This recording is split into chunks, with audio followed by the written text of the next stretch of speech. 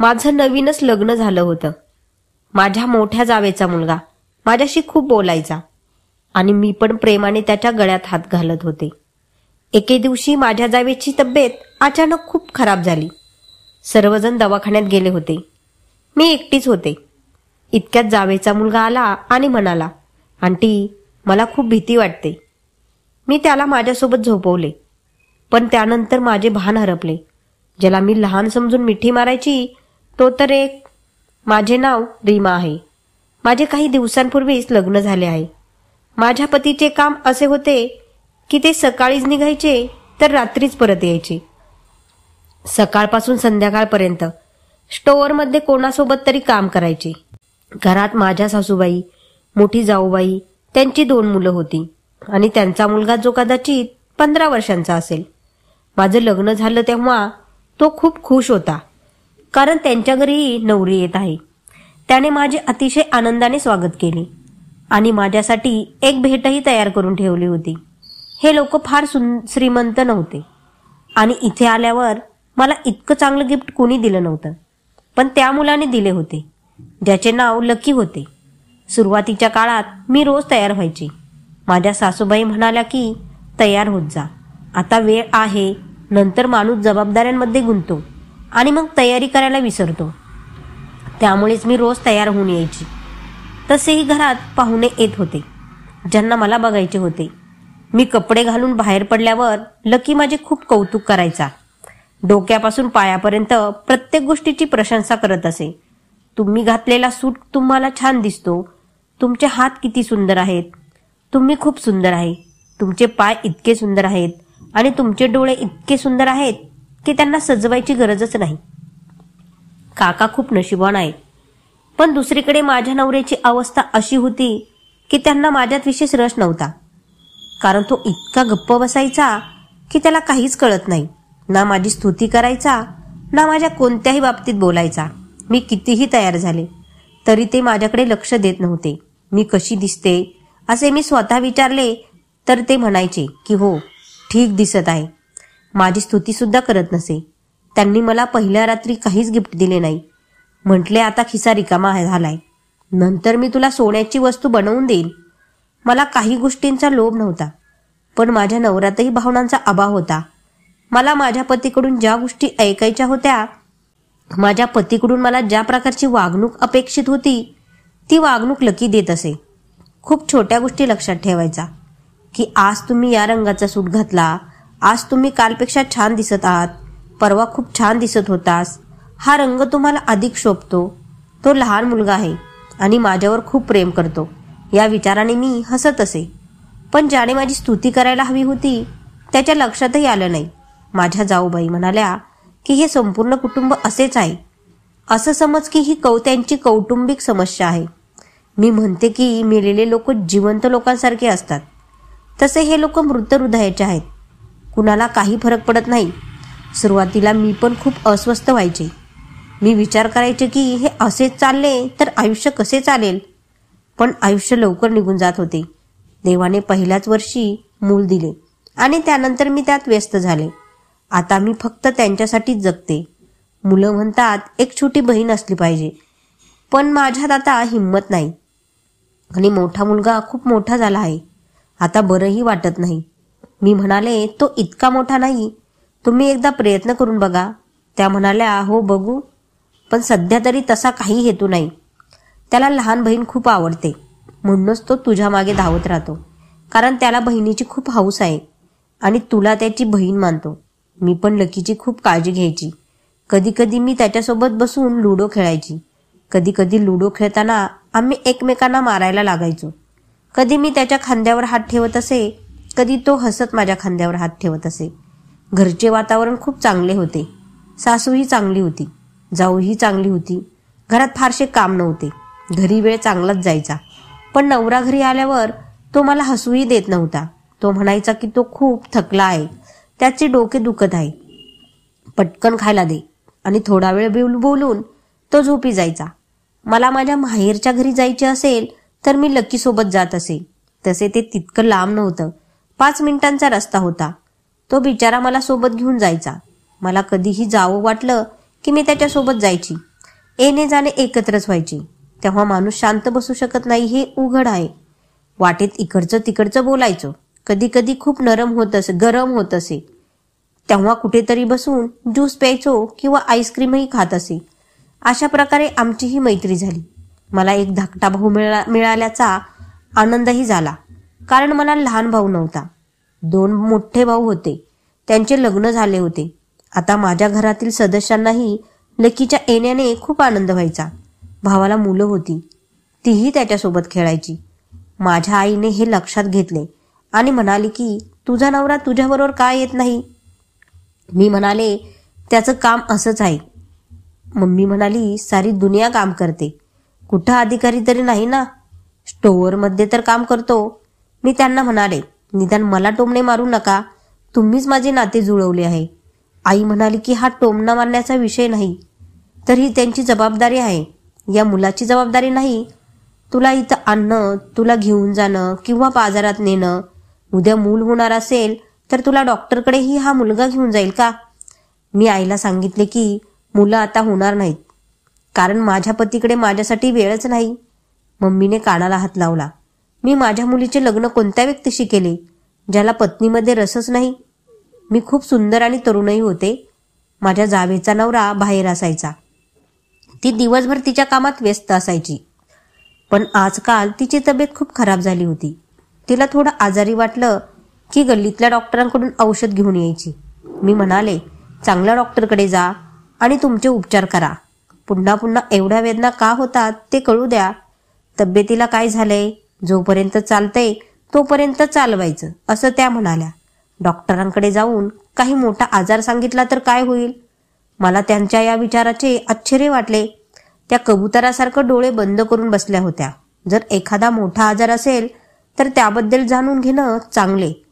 रोगाचा शोध लागल्यावर त्या व्यक्तीवर उपचारही केले जातात. पण कदाचित या घरात राहून ती अशी झाली होती. ती खूप कंजूशी करायची, कारण महिनाभर रेशन पुरवावे लागत होते. ती म्हणायची की मी पूर्वी अशी नव्हते, पण आता खर्च खूप वाढल्यामुळे मी अशी झाली आहे. असेच दिवस जात होते. पण एक दिवशी माझ्या पतीशी भांडण झाले. मी म्हणाले की लग्न झाले आहे, तुम्ही मला कुठेही नेले नाही, तुम्ही मला काही गिफ्टही दिले नाही.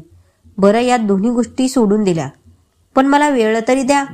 ते म्हणू लागले की आमच्या इथे पहिल्या रात्री फक्त 500 रुपये दिले जातात, तरी मी तुला 1000 रुपये दिले होते.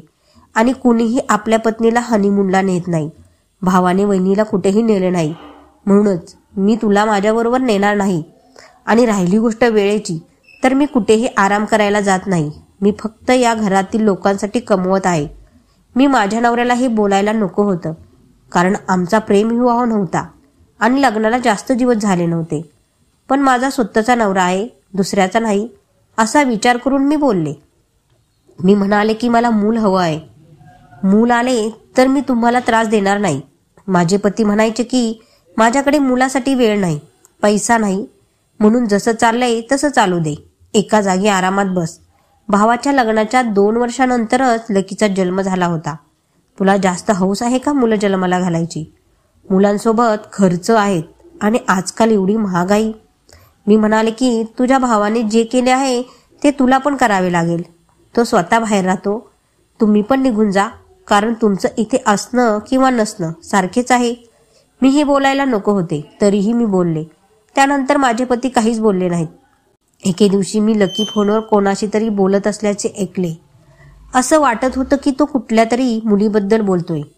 खूप सुंदर आहे मित्रा, मी दिवसभर तिला बघत राहतो, तरीही माझं मन भरत नाही. ती खूप सुंदर आहे, इतकी सुंदर आहे काय सांगू. इतकी सुंदर मुलगी मी आजपर्यंत पाहिली नाही. आमच्या कुटुंबात तर अजिबात नाही. मी तिच्याकडे पाहत राहतो. मी अचानक म्हणाले काय करतोस? आणि तो घाबरला. मित्राशी बोलतोय असं सांगू लागला. मी म्हणाले तू तुझ्या मित्राशी काय बोलत होतास? तू कोणाबद्दल बोलत होतास? ती खूप सुंदर आहे. तुला कोणती मुलगी आवडते का? हे सर्व करण्याची तुझे वय आहे का?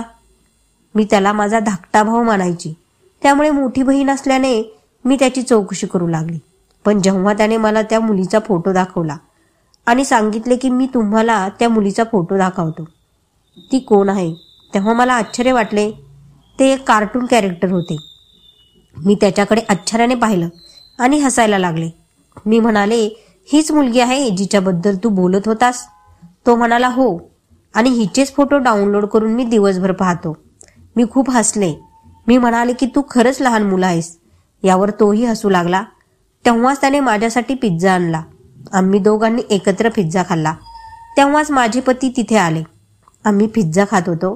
त्याने मला खोलीत बोलावले आणि म्हणाला, माझ्यासाठी चहा बनव. मी म्हणाले, ठीक आहे. मग मी चहा घेऊन गेले तर तो म्हणाला, काय करत होतीस? मी म्हणाले, काय करत होते? मुलासोबत बसले होते. पार्टी करत होतो. आम्ही छोटीशी पार्टी करत होतो. माझे पती म्हणाले, ठीक आहे, चल, तू असाच वेळ घरी घालवलास तर मला काही त्रास नाही. मी म्हणाले, तुला मला कुठेही घेऊन जायचे नाही, त्यामुळे मला घरी वेळ घालवावाच लागेल. मी आणखी काय करू? माझ्या पतीला लकीचं माझ्याशी विनोद करणे किंवा लकीच्या इतक्या जवळ बसणे विचित्र वाटले. असे मला का वाटले? कारण माझ्या नवऱ्याला माहीत नाही की तो इतका निरागस आहे की तो एका कार्टून पात्राच्या प्रेमात पडला आहे. अशा व्यक्तीपासून कसली भीती किंवा तणाव? पण नंतर माझ्या पतीने मला एक गोष्ट सांगितली ज्यामुळे माझे हृदय तुटले. मी माझ्या पतीला समजावून सांगितले की मी त्याशिवाय आनंदी आहे. माझे पती म्हणाले, मी आजपासून उशिरा येईल, कारण काम रात्रीचं होतं. मी त्याला काय म्हणू शकते?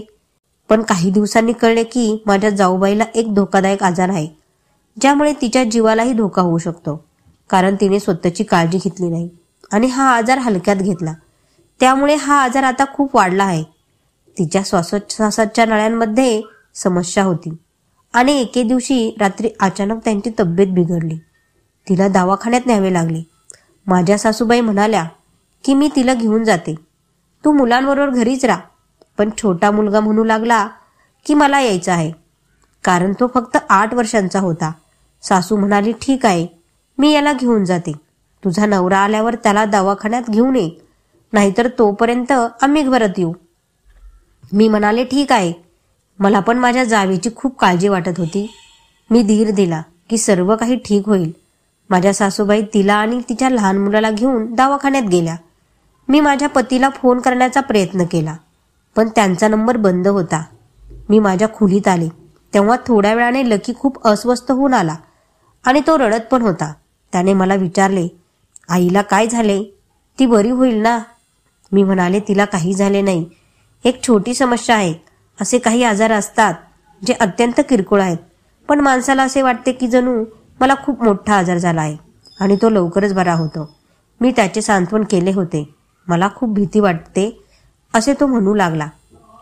एकटे झोपू शकत नाही. मी तुझ्या खोलीत झोपू शकतो का?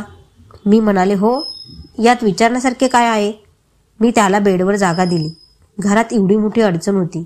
मला समजत नव्हते मी काय करावे. मी माझ्या पतीला सारखं फोन करत होते, पण तो फोन उचलत नव्हता. सासूही फोन उचलत नव्हती. पण थोड्या वेळाने सासूने फोन केला. म्हणाली, रात्री हॉस्पिटलमध्ये राहावे लागेल असे डॉक्टरांनी सांगितले आहे. असो, 10 वाजले आहेत. तुम्ही थोडा वेळ आराम करा. मी म्हणाले की हे फोन पण उचलत नाही. सासू म्हणाली, काही हरकत नाही. ती पण झोपली आहे आणि मी पण इथे या खोलीत बसले आहे. तुझा नवरा आल्यावर त्याला पाठव. स्वतः येण्याची गरज नाही. आम्ही सकाळी त्याच्यासोबत परत येईल. मी म्हणाले, ठीक आहे. मलाही झोप येत नव्हती, पण पडले असताना झोप लागून गेली आणि मला जाणवलं की कुणीतरी माझ्या खांद्यावर हात ठेवला आहे. मला वाटले माझे पती आले आहेत, कारण रूममध्ये लाईट बंद होती. मी माझ्या नवऱ्याच्या हातावर हात ठेवला आणि म्हणाले, आज काय झाले तुम्हाला माहीत आहे? मी लाईट ऑन करताच समोरचे दृश्य पाहून मला आश्चर्य वाटले. तो माझा नवरा नसून लकी होता आणि विचित्र नजरेने माझ्याकडे पाहत होता. मी म्हणाले, काय झाले? तुझी तब्येत तर ठीक आहे ना? तुला काही फोन आला होता का? लकीने अचानक माझ्या चेहऱ्यावर विखुरलेले केस मागे ढकलले आणि म्हणाला की तू अस्वस्थ होतीस तेव्हा तू अजिबात छान दिसत नाहीस. जेव्हा तू हसते तेव्हा तू छान दिसते. मी त्याची काकी नसल्यासारखे त्याने मला हाक मारली. त्याने मला माझ्या नावाने हाक मारली. मला त्यावेळी खूप विचित्र वाटले. मी म्हणाले, काय करतोस? तर म्हणू लागला की मला तू खूप आवडतेस. माझं तुझ्यावर खूप प्रेम आहे. मी म्हणाले, मला माहीत आहे. मी पण तुला माझा लहान भाऊ मानते. मला काहीतरी विचित्र वाटत होते. मी पण घाबरले होते. तो माझ्याकडे बघत होता. मी मागे वळून पाहिले तर तो माझ्याकडे एकटक पाहत होता. मी म्हणाले, काय बघतोस? तू शांतपणे झोपून घे. मी तिथून निघू लागले तेव्हा त्याने माझा हात धरला. तो म्हणाला की मी भावा बहिणीच्या प्रेमाबद्दल बोलत नाही. तसेही तू माझी बहीण नाहीस. मी ज्या मुलीविषयी फोनवर बोलत होतो ती तूच होतीस. मी कोणत्याही कार्टूनबद्दल बोलत नव्हतो. मी तुझ्या प्रेमात पडलो आहे. आणि मला माहीत आहे की काका तुला वेळ देत नाही. तो तुझ्याकडे येतही नाही. रात्री तुम्ही दोघं आपापल्या बाजूला झोपता. मला आश्चर्य वाटले की याचा अर्थ तो माझ्या खोलीत डोकवायचा.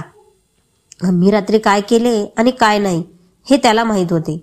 त्याचे चांगले बोलणे, त्याची माझ्याकडे पाहण्याची पद्धत, त्याच्या डोळ्यातील असहाय्यतेची भूक मला विचित्र वाटत होती. मला असे वाटले की काहीतरी विचित्र घडत आहे, जसे की मला उलटी होईल. तो कोणत्या प्रकारे बोलत होता. मी त्याला छोटा समजत होते, पण तो छोटा नव्हता. आणि तो स्वतः म्हणाला की मी लहान मुलगा नाही. माझ्यातही तीच भावना आहे जी परिपूर्ण माणसामध्ये असते. मी म्हणाले, बाहेर जा, माझ्या खोलीतून निघून जा. मी तुझ्या आईला सर्व काही सांगेन. मी तुझ्या वडिलांनाही फोन करेन. तू कोणत्या प्रकारच्या गोष्टींबद्दल बोलत होता? मी तुला छोटा समजायची आणि तू इतका उद्धट माणूस निघालास की मी तुझ्याविषयी विचारही करू शकत नाही. त्याने अचानक माझे मनगट पकडले आणि म्हणाला की आणखी बकवास बोलण्याची गरज नाही. तुझ्या मनात काय आहे ते मला माहीत आहे. जास्त नखरे करू नको. मला माहीत आहे की मुली आधी अशा प्रकारे नखरे करतात पण नंतर आरामात ऐकतात. त्याचे बोलणे ऐकून मला आश्चर्य वाटले आणि आता मला त्याची भीती वाटू लागली. मी ओरडू लागले, पण त्याने माझे मनगट सोडले नाही. माझ्या बांगड्याही तुटल्या होत्या आणि मला त्या रुतत होत्या. मी रडायला लागले. अचानक माझा नवरा परत आला. त्याने हे दृश्य पाहिले. त्याने लकीला 2 कानाखाली मारल्या आणि माझ्यापासून दूर केले. मी माझ्या पतीकडे गेले आणि त्याला सर्व काही सांगितले. पतीने सांगितले की मी याला लहानपणापासून ओळखत असल्याने मला आधीच संशय आला होता. तो अशाच कामात अडकून राहतो. मी तुला समजवण्याचा प्रयत्न केला, पण तुला माझा मुद्दा आणि हावभाव समजला नाही. माझ्या पतीने त्याला आणखी 2-3 चापटी मारल्या आणि खोलीत बंद केले. सकाळी 6 वाजता वहिनीला भेटायला गेल्यावर त्यांनी हा प्रकार तिला न सांगता सासूला सांगितला. त्यानंतर वहिनी घरी आल्यावर मी तिला ही गोष्ट आरामात सांगितली. ती पण डोकं धरून बसली. माझ्या पतीने हेही सांगितले की त्याचे मित्र खूप वाईट आहेत. हा त्या मुलांबरोबर खेळतो आणि ते लोकांच्या घरात चोरी पण करतात आणि मुलींशी बोलतात. यांना अभ्यासात काहीच येत नाही. त्याला त्याच्या कृतीची लाज वाटली. त्याने माफी मागितली, कारण आता सगळेच त्याच्या विरोधात होते. सर्वांनी आलटून पालटून त्याची तलाशी घेतली. त्याच्या वडिलांनाही सांगितले होते. ते म्हणाले त्याला इकडे पाठवा. तिथंही तो काही काम करत नाही. तिथले वातावरण खराब आहे. माझ्या पतीने महिनाभरात त्याला पाठवले. माझ्या जावेची तब्येत पूर्वीपेक्षा चांगली झाली होती. आजकाल परिस्थिती आणि वातावरण खूपच बिकट झाले होते. आपण आपल्या मुलांवर लक्ष ठेवले पाहिजे. ते कोणत्या प्रकारच्या लोकांसोबत बसतात. एखाद्या व्यक्तीचे साथीदार ठरवतात की तो कोणत्या प्रकारची व्यक्ती बनतो. जावेचा मुलगा सुद्धा इतका वाईट झाला नसता जर त्याची मैत्री अशा वाईट लोकांशी नसती तर. पण त्याने जे काही केले त्यामुळे मी त्याला माफ करू शकत नाही. माझा नवरा म्हणतो की तो बाहेर असेपर्यंत आपण इथेच राहू, पण तो इथे परत आला तर आपण हे घर सोडू, कारण माझ्या बायकोने या घरात त्याच्यासमोर राहावे असे मला वाटत नाही आणि तो पुन्हा माझ्या पत्नीकडे चुकीच्या नजरेने पाहिल. माझ्या सासूबाईंनी तर माझ्या जावेला 4 गोष्टी सुनावल्या की तू तुझ्या मुलाला कसं शिकवलंस. मात्र हे सर्व वडिलांमुळे घडले आहे, कारण त्याचे वडील बाहेर जाऊन बसले होते असे तिने सांगितले. त्याच्या डोक्यावर बापाची सावली असती तर तो कधीच इतका वाईट झाला नसता. तिचा मुद्दाही तिच्या जागी बरोबर होता. आयुष्य नुसतं जाते, काय करायचं. माणूस मजबुरीत अडकतो आणि अशा समस्या आयुष्यात येतात. धन्यवाद मित्रांनो.